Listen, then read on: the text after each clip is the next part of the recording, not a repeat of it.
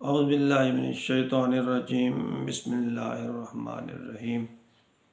میں غلام مصطفیٰ اپنے YouTube face بک channel پیام اسلام سے آپ سے مخاطب ہوں۔ آج کی میری گفتگو کا موضوع ہے تو عام سا لیکن ہے بہت اہم۔ جب انسان معاشرے میں نکلتا ہے تو بہت سے تجربات ہوتے ہیں۔ آپ بھی غور کیجئے، شاید آپ کے بھی یہ بات سمجھ آ جائے کہ جب ایک مسلمان بھائی دوسرے مسلمان سے ملتا ہے تو پیارے نبی کی تعلیمات کے مطابق ہم انہیں سلام کہتے ہیں، السلام علیکم، یا پھر کہتے ہیں السلام علیکم ورحمۃ اللہ وبرکاتہ۔ لیکن بعض اوقات یہ دیکھنے میں آیا ہے کہ آدمی جب ایک دوسرے کو سلام کرتا ہے تو وہ الفاظ پہ غور نہیں کرتا، اور بعض اوقات اس کی زبان پہ یہ الفاظ پک جاتے ہیں اور وہ ہمیشہ ایسے ہی ادا کرتا رہتا ہے۔ پہلے دیکھیے، جو اصل صحیح طریقہ ہے السلام علیکم ورحمۃ اللہ یا السلام علیکم،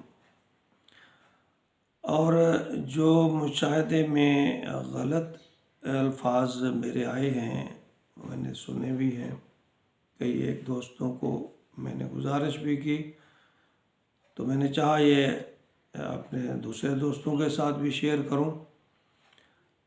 کئی دوستوں کی زبان پر الفاظ پکے ہوئے ہیں، السلام علیکم، السلام علیکم، میرے الفاظ پہ ذرا غور کیجیے گا، دور سے یہ بات السلام علیکم۔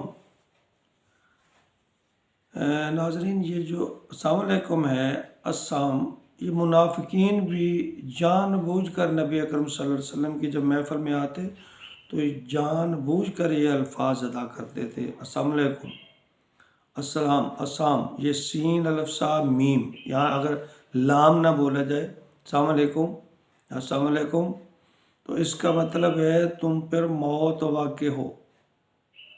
یعنی آپ اگر السلام علیکم کہہ رہے ہیں تو آپ اپنے مسلمان بھائی کو دعا کی بجائے بد دعا دے رہے ہیں، تو ذرا غور کیجئے گا۔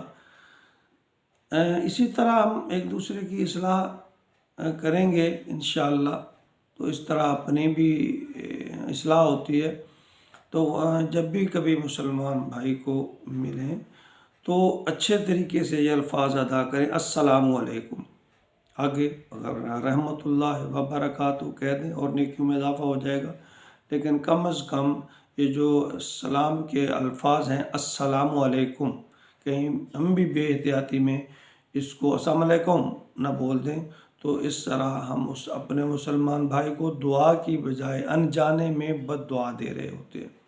تو اللہ تعالیٰ ہمیں اپنے روایات اور نبی اکرم صلی اللہ علیہ وسلم کے طریقہ کار کو سیکھنے کی توفیق عطا فرمائے، آمین۔